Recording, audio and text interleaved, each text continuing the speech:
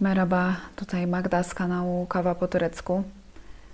Dawno się nie widzieliśmy.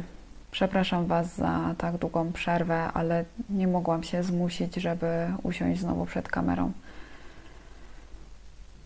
Czułam, że psychicznie nie mam już więcej siły mówić o trzęsieniu, a nagrywanie filmów niezwiązanych z trzęsieniem wydawało mi się w obecnej sytuacji po prostu nie na miejscu. I tak to odkładałam, czekałam, ale minął już ponad miesiąc, a nic się właściwie nie zmienia. W trzęsieniu ziemi, które miało miejsce w Turcji 6 lutego, według oficjalnych danych zginęło prawie 50 000 ludzi.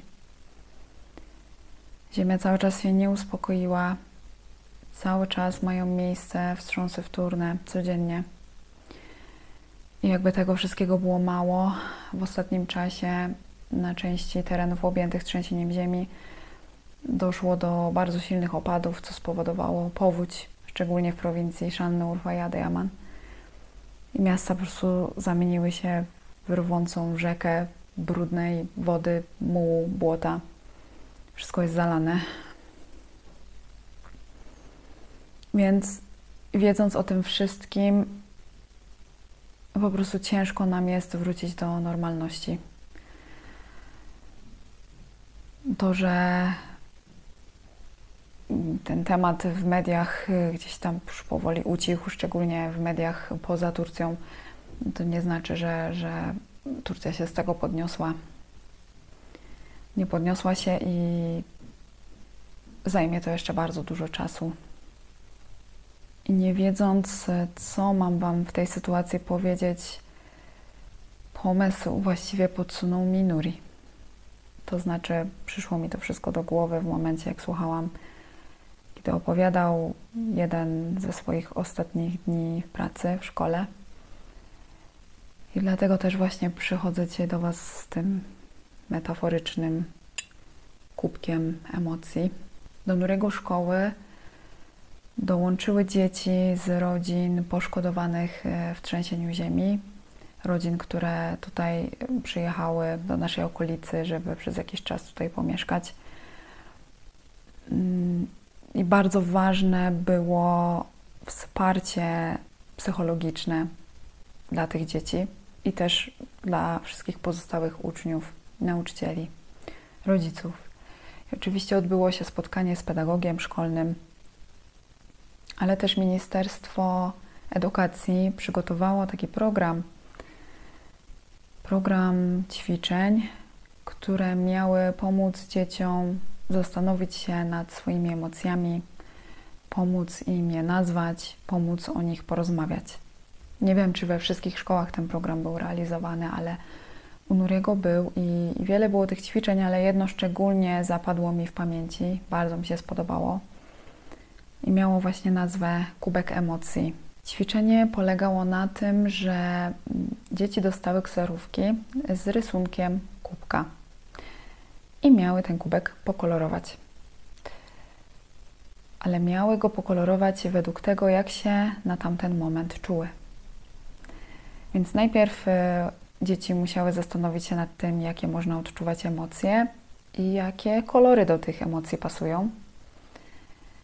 A później musiały zastanowić się, które z tych emocji na tamten moment odczuwają i w jakim stopniu.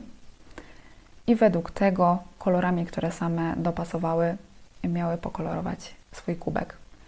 Czyli teraz tutaj przykładowo powiedzmy, jakieś dziecko dopasowało sobie kolor niebieski do smutku i zauważyło, że właśnie w większości w tym momencie odczuwa smutek. To większość tego kubka kolorowało na niebiesko. Jeżeli pojawiła się tam jakaś inna emocja, no to też trochę innego koloru i tak dalej. I to ćwiczenie bardzo mi się podobało, dlatego że właśnie pomogło to dzieciom zatrzymać się na chwilę, zastanowić się nad emocjami, nazwać je. A później nauczyciel, chodząc po klasie, obserwując te obrazki, mógł też z dziećmi porozmawiać, zapytać, dlaczego akurat taka emocja tutaj u Ciebie przeważa, dlaczego taka. Więc dzieci mogły się otworzyć. I też, co ważne, później porównując te obrazki nawzajem, mogły zobaczyć to, że każdy ma inny kubek. Bo każdy odczuwa w tej sytuacji inne emocje i że to jest w porządku.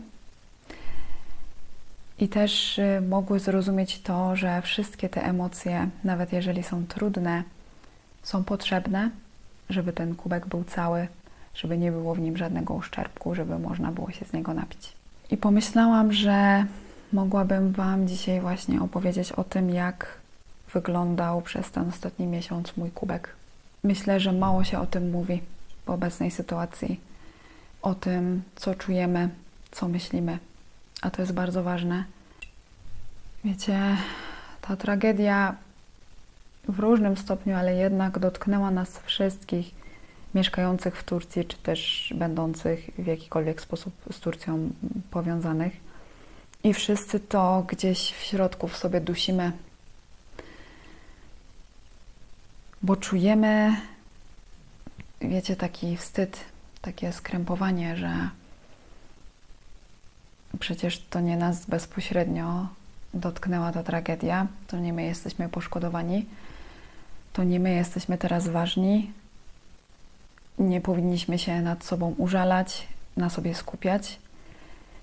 I w efekcie dusimy to w sobie, nie mówimy o tym, nie dzielimy się tym z nikim, a to w środku narasta i do niczego dobrego nie prowadzi. Więc chciałam po prostu się z Wami tym podzielić, tym, co myślę, co czuję, co pewnie myślimy i czujemy wszyscy. Więc mogłabym powiedzieć, że przez ten ostatni miesiąc mój kubek ma podwójne dno. Dlatego, że odczuwam emocje skrajne i przeciwstawne. Zobaczcie, na przykład z jednej strony wiem po tej tragedii, że trzeba cieszyć się życiem. Trzeba cieszyć się każdą chwilą i tymi nawet najdrobniejszymi rzeczami. Ale z drugiej strony nic mnie nie cieszy. Czuję ogromny smutek. Z jednej strony zrozumiałam, że najważniejszy jest czas z bliskimi. Powinniśmy spędzać z osobami, które są dla nas ważne, każdą wolną chwilę i cieszyć się tym. Ale z drugiej strony, jak ja mam się teraz cieszyć czasem z bliskimi, kiedy wiem, że tak wiele ludzi straciło swoich bliskich i nie będzie już mogło spędzić z nimi ani chwili. My też w tym trzęsieniu straciliśmy naszą koleżankę ze studiów. Zginęła wraz z mężem i swoim 3-letnim synkiem. A w tym trzęsieniu przeżyła jej mama. I naprawdę nie potrafię sobie wyobrazić teraz, jak ta kobieta się czuje. Ona przeżyła, ale straciła córkę, zięcia, wnuka. I takich historii jest cała masa. Więc czuję smutek, czuję bezsilność, czuję wściekłość, o czym już Wam mówiłam wcześniej. Jestem wściekła na osoby, które do tego doprowadziły. Bo mówiłam Wam już, że to nie trzęsienie zabiło ludzi, tylko ludzie, którzy wydali zgodę na budowę takich budynków niewytrzymałych. Więc jestem wściekła na ludzi. A z drugiej strony dało mi dużo nadziei i takiej pogody ducha to, że zobaczyłam, jak wielu ludzi teraz w tej tragedii potrafiło się zjednoczyć i wspólnie działać. Z drugiej jednak strony mam też takie poczucie, że cokolwiek byśmy nie zrobili, to jest wciąż za mało. Że to jest tylko kropla w morzu potrzeb. Ale z drugiej strony też myślę, że warto spojrzeć na to w ten sposób, że przecież te krople tworzą całe morze. Całe morze pomocy. Ciężko mi skupiać się na tych pozytywnych stronach tego wszystkiego, wiecie. Jeżeli jesteście tutaj ze mną już od jakiegoś czasu, to wiecie, że Ercisz, gdzie mieszkam, to jest region też położony w dość niebezpiecznym miejscu pod względem sejsmicznym. I 11 lat temu miało tutaj miejsce ogromne trzęsienie, które praktycznie zrównało Erciś z ziemią. I wiecie, w tej chwili, jak się przejdzie po mieście, to ciężko w ogóle zauważyć jakiekolwiek ślady tego trzęsienia. Miasto przez te wszystkie lata się pięknie odbudowało. I ludzie na co dzień żyją tutaj normalnie, tak jakby nigdy nic się nie stało. Więc to z jednej strony daje taką złudną nadzieję, że wszystko będzie dobrze, że potrzeba tylko czasu, że to wszystko się ułoży.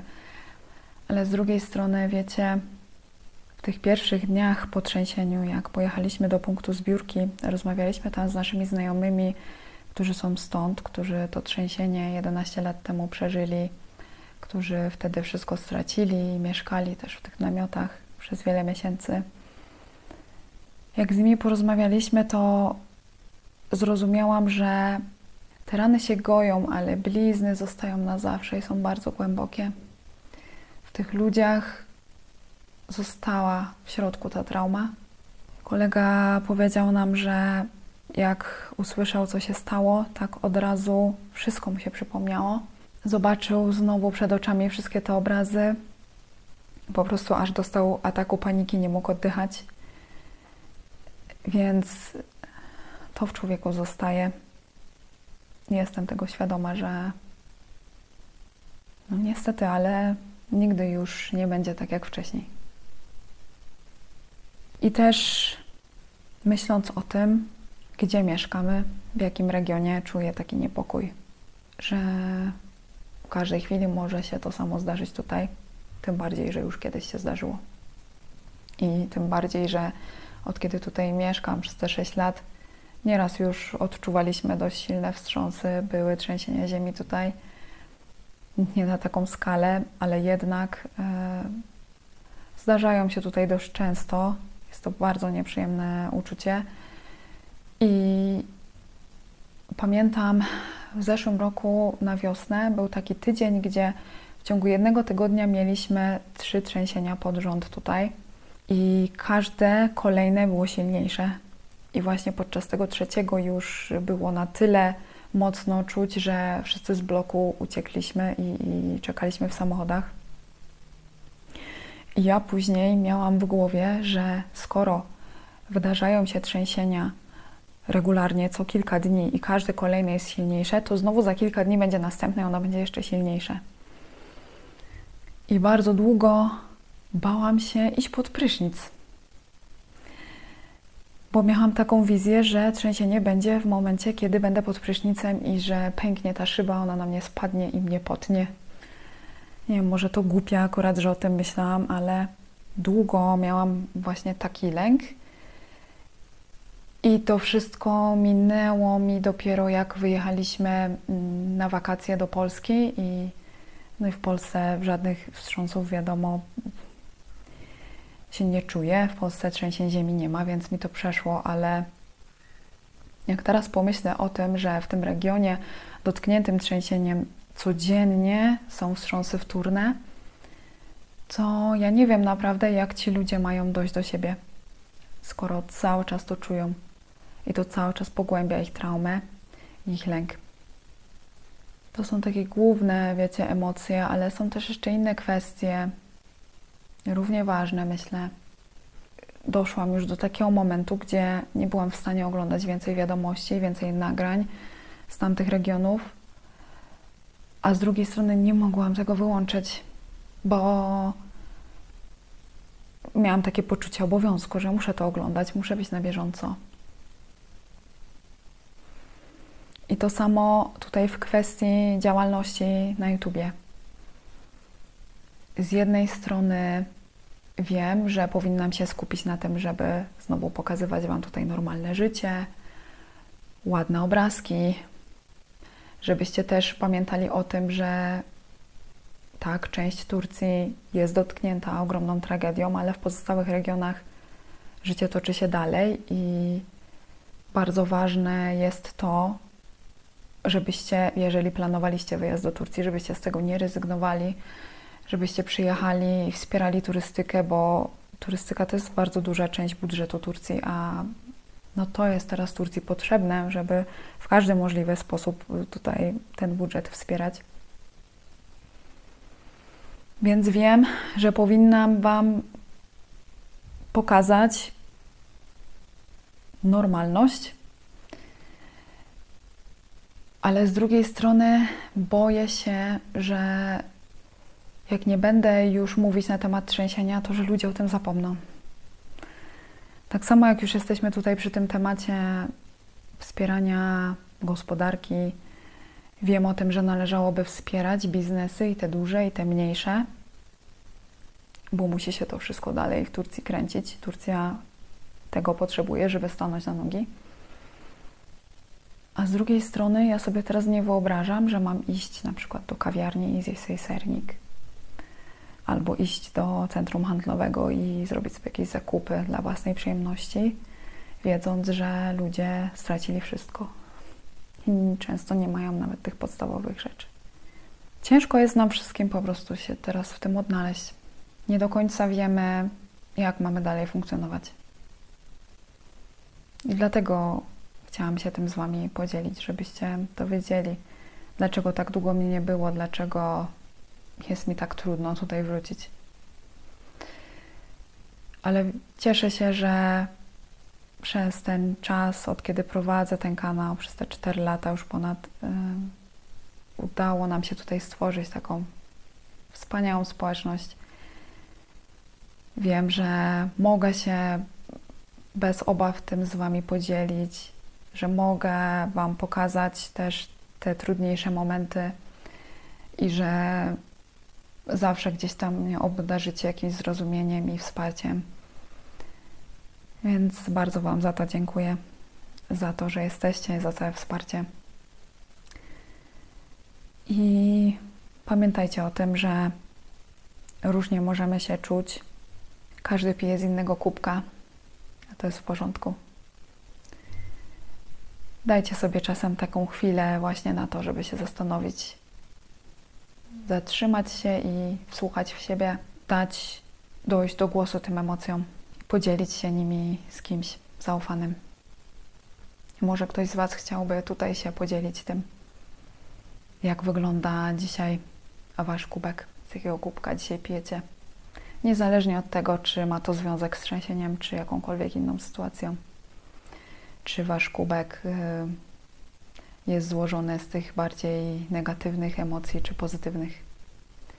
Nieważne, jeżeli macie ochotę, to podzielcie się tym w komentarzach. I dbajcie o siebie. To chyba tyle, co chciałam Wam dzisiaj powiedzieć. Do zobaczenia w kolejnym filmie. Görüşürüz.